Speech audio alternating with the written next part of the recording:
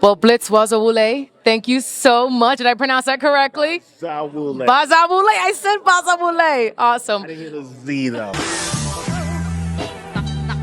All right, y'all. So we're here with the director for The Color Purple. So it's a whole new retake, a whole new remake. Yes. So why do you feel the remake was needed in 2023? You know, what we do with The Color Purple this time around is really give Celie an imagination, one that she's able to work through her trauma with.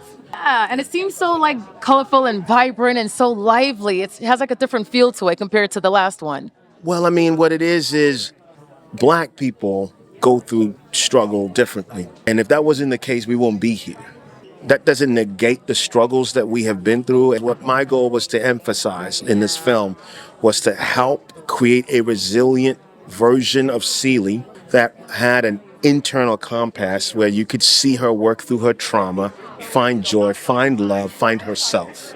Well, thank you so Pleasure. much. It comes out Christmas Day. Yeah. Looking forward to it. Absolutely. Thank you so much.